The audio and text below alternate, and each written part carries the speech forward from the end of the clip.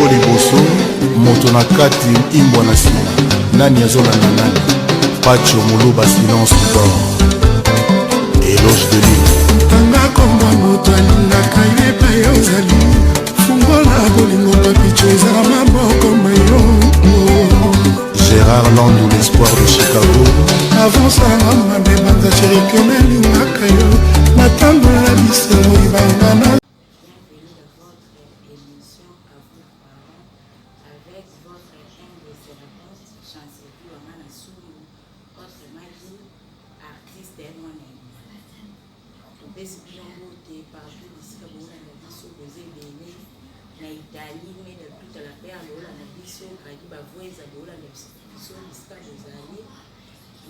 Nous allons inviter la pasteur Blaise Kambema pour le sujet très délicat. Naye bisika bozabo la pasteur Blaise a développé à expliquer biso à loin et à large sujet na biso de l'ESA appel des fonds au sein de l'église. Bonjour ma sœur, que mon Dieu vous bénisse. Merci beaucoup pasteur. Votre basé de la pour la biso expliquer le phénomène appel des fonds. Mais éviter avant de côté, on a bien sujet dans biso, sans nous aimer biso, sans nous aimer bandi bola na biso basé na banda pour nous tout partout na kicha sa mobimba partout na moi mobimba bola na biso sans nous aimer biso. Oui, merci ma sœur. Nzambe ya lola za lokumu na opportunité pesi biso. Sango malamu ngai pasteur Blaise na côté pour transmettre na peuple na Nzambe. Au bazo landabiso partout dans le monde, et ça comme éclaircir le phénomène où appel des fonds au sein de l'église, parce que ça pose vraiment problème ces derniers temps entre Basala Nzambe et puis les fidèles, compréhension à Malonga Zate, mais na mon mouké on zamba sundi biso, pour me expliquer un mot et puis peuple Nzambe vous allez décider de comprendre ou de comprendre. Je crois que c'est ça. Merci. Merci pasteur. Première question est que ça qui est tout pasteur.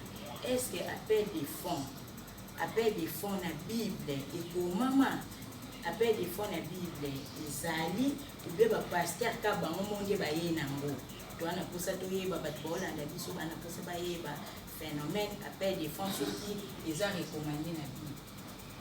Merci ma sœur. Phénomène appel des fonds. Oui, la Bible paie depuis la nuit des temps, appel des fonds et salement. Appel des fonds, c'est-à-dire Ezali appelle à la contribution pour l'achat de quelque chose au sein de l'église, ou l'église en a besoin, ne va ça toujours appel des fonds. Il y a les bossos, peut-être ceux qui n'ont pas l'émission chrétienne, pour qu'on ait tout le temps un texte de la Bible, pour la Bible, dans Exode, chapitre 34, verset 20. Bible j'ai lu la Bible au nom du Seigneur. Tu rachèteras avec un agneau les premiers Moïse, cet homme qui nous a fait sortir du pays d'Égypte. Nous ne savons ce qu'il est devenu. Aaron leur dit, ôtez les anneaux d'or qui sont aux oreilles de vos femmes, de vos fils et de vos filles, et apportez-les-moi. Et tout ôtèrent les anneaux d'or qui étaient à leurs oreilles, et ils les apportèrent à Aaron. Il les reçut de leurs mains, jeta l'or dans un moule et fit un veau à fonte.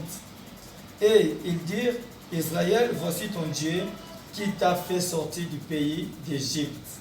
Lorsque Aaron vit cela, il bâtit un autel devant lui et il se cria, demain, il n'y aura pas de responsabilité le peuple d'Israël. Mais dans Israël, Moïse on ne sait pas qui il est devenu. Peut-être il est mort, peut-être il est devenu quoi que nous ne savons pas. Mais, biso tous a besoin tous à la Nanzamba Kambara biso.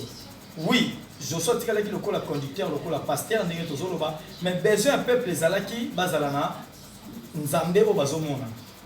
Et comme il n'a pas à rentrer le pasteur, mais Aaron sengi bango baya na babiloko ba or lelo or wana o ba mama ba ki na mo ba biloko ba toyi ba chaînette ba bague ceux qui doivent traduire on a mbongo ezambongo ebele. C'est pareil ndenge lelo église ezo salema to senga appel des fonds ceux qui tozana besoin moko quelconque ndé to sala appel des fonds ba to baya na mosali depuis Bible bandeli makambo na appel des fonds ezala. Merci, Pasteur Abdel. J'espère que Hollandi, Pasteur a fait cette explication très claire. Marie Souaman à la Suisse, Hollandi, Pasteur a expliqué Bisso, Eli Fouti, Hollandi, Pasteur a expliqué Bisso, explication claire, de comprendre et de nous ça même sur appel des fonds. Pasteur Blaise, question de ce que faisait que est-ce que l'Ipamboli et les Bandakaselon montent à Mbongo ou au Moutapesi pour tout le monde à l'église, nous sommes à Banda. Appel des fonds, par exemple, $100, bakititi na $5, tout le monde qui bateau bazo pesa ba 100, ba 80, ba 70, ba monto aminene wana pasteur zo pambola bon pina zo loba ba maloba wa bénédiction kwa mama kasi wana. Mais to ko makana tour ba pia ba $5, ba $10, ba maloba ngo kiti mo mketo éviter pasteur o expliquer biso ezala vraiment nini na point wana c'est que bato bazana baona bozunikie. Lipamboli pe ozamukie, ba o bazana bozu ebele, lipamboli pe ezala ebele. Papa Guilhem boit tata sozali, to pe so bango ebele. J'espère que Zolanda biso Caleb Nikou na États-Unis bango ebele pona yo. Merci maman.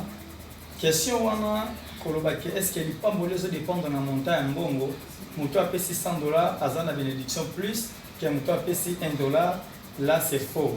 Ce qui totangi na livre ya Luc chapitre 21 verset 1 au kititi na se Bible zo betela biso lisolo ya Jésus a terminé le besoin temple a simbi pané offrande bato bazo ko tcha ba offrande na bango mais Bible ba riche ba leka ki ba tie et elle qui pe na maman moko veuve a payé ka dégagner. Mais Bible lobi, Jésus lobi que maman a pesi mingi koleka batu nyonso.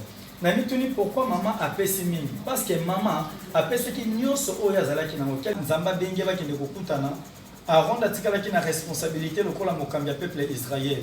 Mais bana Israël ba ko tungise lobi Moïse depuis kende ki on ne sait pas qui il est devenu, peut-être il est mort, peut-être il est devenu quoi que nous ne savons pas, mais biso tozana besoin tozala na nzamba kambara biso. Oui, je suis le conducteur, le pasteur, mais besoin un peuple ezalaki bazalana nzambe o bazomona. Et comme il n'a pas à renter le pasteur, mais à sengi bango baya na babiloko ba or. Lelo or wana o ba mama ba ki na mo ba biloko ba toyi ba chaînette ba bague, ce qui devait traduire en mbongo ezambongo ebele. C'est pareil ndenge lelo église ezo salema, to senga appel des fonds, ceux qui tozana besoin moko quelconque. Ça l'appel des fonds, depuis Bible Bandeli, ma campagne appel des fonds et Zala. Merci, Pasteur Abdel. J'espère que Hollandi, Pasteur a fait cette explication très claire. Marie Souaman à la Suisse, Hollandi, Pasteur a expliqué Bisso, Eli Fouti, Hollandi, Pasteur a expliqué Bisso, explication claire de comprendre et de nous ça même sur appel des fonds. Pasteur Blaise, question de ce que vous faisiez que est-ce que l'Ipamboli et les Bandakaselon montent à Mbongo ou au Moutapesi pour tout le monde à l'église, nous sommes à Banda.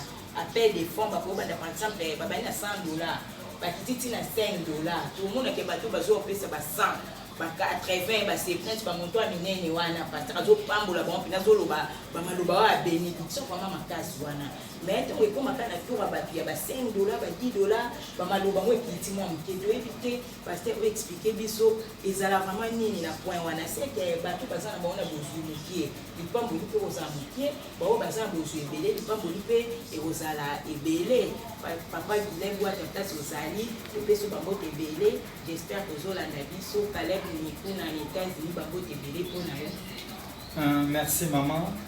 Question wana kolobaki est-ce que les pamboli zo dépendre na montagne mbongo moto a payé $100 azana bénédiction plus que moto a payé $1 là c'est faux. Ce qui totangi na livre ya Luc chapitre 21 verset 1 au kititi na se Bible zo betela biso lisolo ya Jésus a terminé le besoin temple a simbi pané offrande bato bazo ko tcha ba offrande na bango mais Bible ba riche ba leka ki ba tie et elle qui pe na maman moko veuve a payé ka dégagner. Mais Bible lobi Jésus lobi que maman a payé mingi koleka bato nyonso. Na mituni pourquoi maman a payé mingi? Parce que maman a payé ki nyonso oyo azalaki na mo quelque part Bible zoloba Dieu est contre celui qui épargne en excès. Ce qui veut dire Moutakoudi vous allez na 100 000 francs. Aya pesi 2000 francs na pani. Pamboli pe ozamukie, ba o bazana bozu ebele, pamboli pe ezala ebele. Papa Guilhem boit tata sozali, pe so bango ebele. J'espère que Zolanda biso Caleb Nikou na États-Unis bango ebele pona yo. Merci maman. question wana kolobaki est-ce que lipamboli ezodépendre na montant ya mbongo moto apesi $100 aza na bénédiction plus que moto apesi $1. Là c'est faux. Ce qui totangi na livre ya Luc chapitre 21 verset 1 okititi na se Bible ezobetela biso lisolo ya Jésus atelemi liboso ya temple asimbi panier ya offrande bato bazwa kotia ba offrande na bango mais Bible ba riche balekaki batie et aleki mpe na mama moko veuve apesi kaka 2 deniers mais Bible lobi Jésus lobi ke mama wana apesi mingi koleka bato nyonso na mituni pourquoi maman apesi mingi parce que maman apesi ki nyonso oyo azalaki nango quelque part Bible ezoloba Dieu est contre celui qui épargne en excès, ce qui veut dire Moutakoudi vous avez 100 000 francs, aya pesi 2 000 francs na panier offrande, ils ont représenté rien. Mais maman vous avez 2 000 francs, ils ont qui soukana yango wana apesi nyonso. Ils ont accepté maman a pesi ebelé par rapport à Moutou a pesi 10 000 francs, azaki na 1 million de francs congolais. C'est yango na balobi a coupé ça et que c'est ils ont tana na motema ndenge mutu conviction mutu.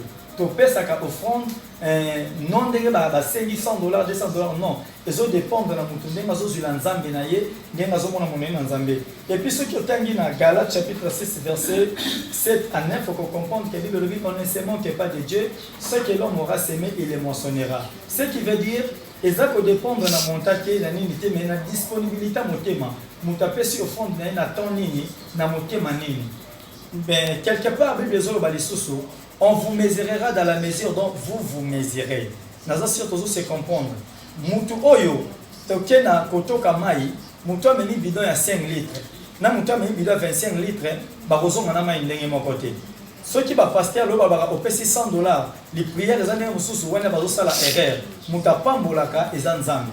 Mutu apesaka omu daza nango besoin eza nzambe. Et nzambe ayi des tensions ya mitema na bato. Tant que PC a monté, Moutaroye batté, un pasteur en termes de ça, panier n'aurait batté, aux alliés n'a combien tu as donné combien. Mais au moins, Zamba moni au PC, c'est des choses viles ou choses importantes. Ce que tu même la Bible, dans le livre 2 Samuel, chapitre 24, verset 22, qui dit la Bible, les solo, il y a David. Après, le roi n'a qu'à Tamboka, à l'élé, nous avons prophète Gad, c'est que nous avons Nzambe, au sol, Nzambe loko. Akende komona mutu moko Aravna lobi nazo kabelo mabele nazo kabelo bangombe osala sacre